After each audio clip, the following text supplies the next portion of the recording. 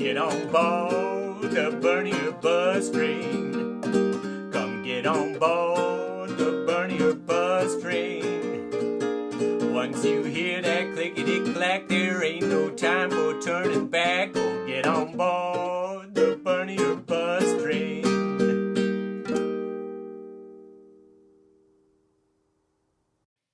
Good morning, USA, and welcome to another episode of the Bernie or Bust Show. If you're not backing Bernie, you're not serious about beating Donald Trump. That's what Nina Turner says, and that's what I say. This is a message to elitist Democrats, and you know who you are. You're thinking about backing somebody who's not as much of a grubby populist as Bernie is. If you're afraid of grubby populism, then you're afraid that people who have been hurt economically might get a leg up in life. That makes you a bigot. It makes you probably a racist. And even though you signal that you're for gay marriage, for your rights for women, for the environment even, you're not serious about it if you're not backing Bernie, because Bernie is the only person who can defeat Donald Trump. We can make the case from the last election cycle. I'm going to show you Nina first, though. I'm going to show you what Nina says about Bernie Sanders in the face of this elitist news commentator who doesn't want her to finish, but she bravely marches on and finishes anyway. Here's the snarky question that was posed to her. He got about 40% of the Democratic vote. Why do you think he's not polling higher? He got 13 million votes, won 22 contests. Hey, polls are snapshots in time. And newsflash for your viewers, when your candidate is up, you're happy.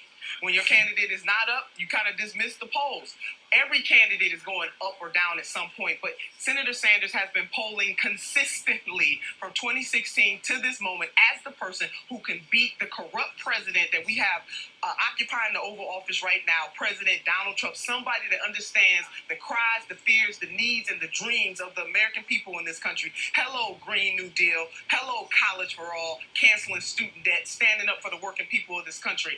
So he is that one. And something else that is vitally important to this is our campaign is about to hit the 1 million donor threshold. That is making more history than anybody who has ever run for president of the United States of America up to this point. Furthermore, we have more than 2 million donations. So we want to talk about the people power in this country, not just what comes out in polls, but when you combine the two of those things, the people power and the polls, you have a candidate that can not only defeat President Donald Trump, but can transcend this nation. And that's what the American people are looking for.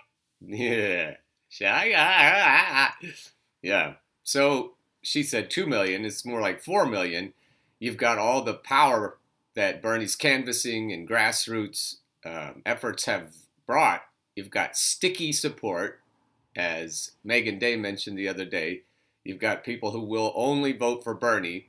You've got, but most of all, you've got the Bernie or Trump voters, and that's what I wanted to unpack next.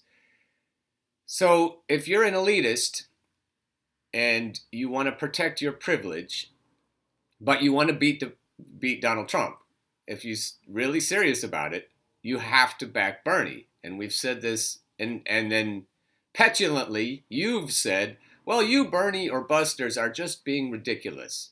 You need to stop being so petulant. You need to just come around and understand that a corporate candidate, even though they may not pass your purity test, a corporate candidate is better than Donald Trump. Any corporate candidate a corporate Democrat candidate is better than Donald Trump. And you need to get over that shit, because the Bernie or Trump folks, as opposed to the Bernie or bust folks, are a force of nature.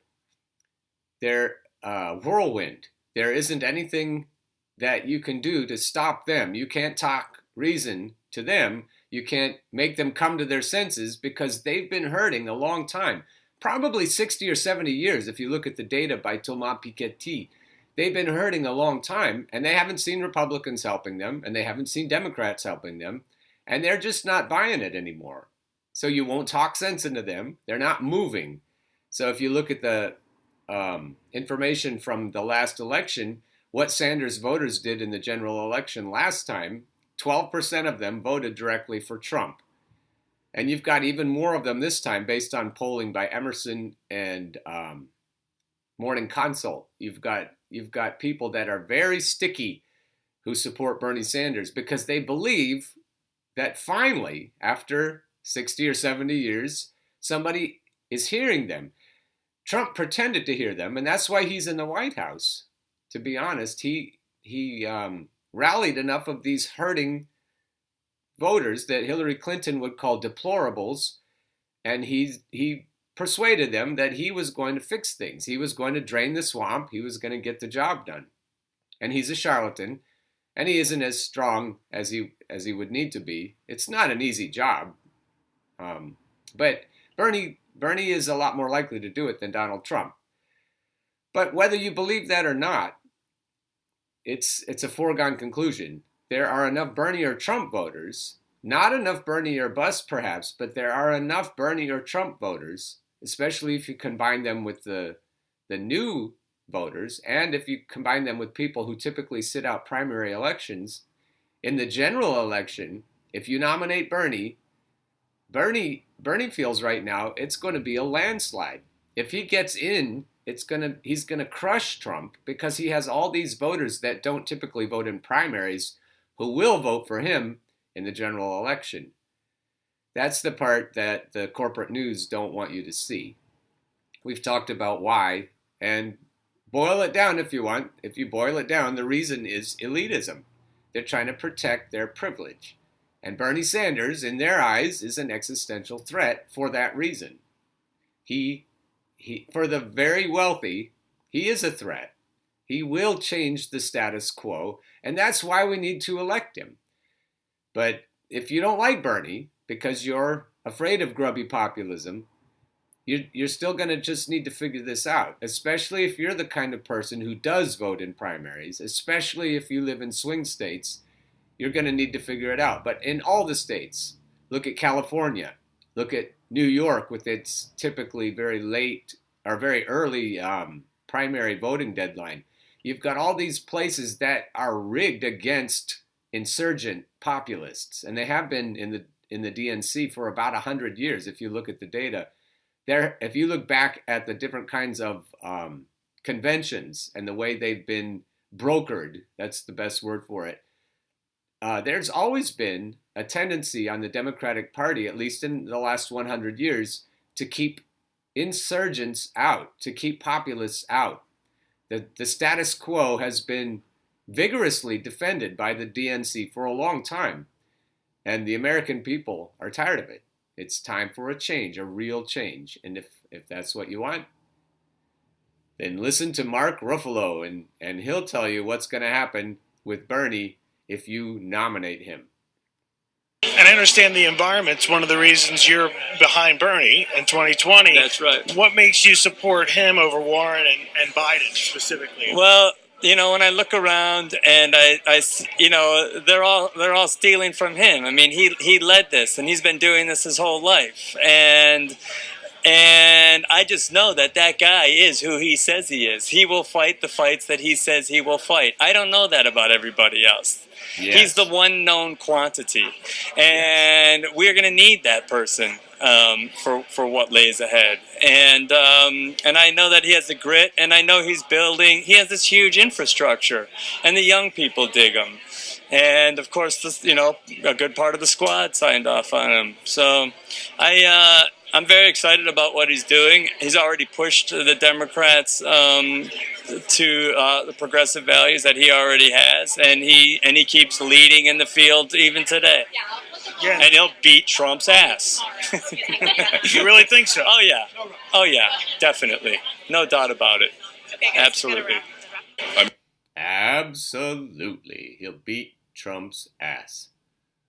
Mark, you got it. And Mark is speaking up a little bit better than he did last time. Last time he was saying, well, the Democratic brand is great. All the Democrats stand for great things. And this time he said, no, Elizabeth Warren, no, Biden, no.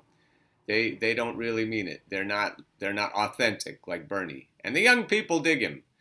There are lots of reasons for him to be confident that Bernie, besides polling, because that's what Nina Turner was addressing, the polling that shows that Bernie has been ahead of Trump in all the polls since 2016.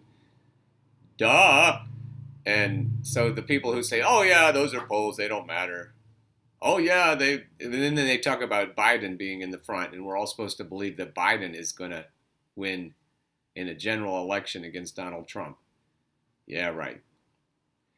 And then we're looking at Buttigieg and Warren. They don't have any support in southern states with the black voters, and we're looking at their lack of energizing ability, and it's just not going to happen. If you're really serious about defeating Donald Trump, you've got lots of people, Bernie people, who are only Bernie people, no matter who.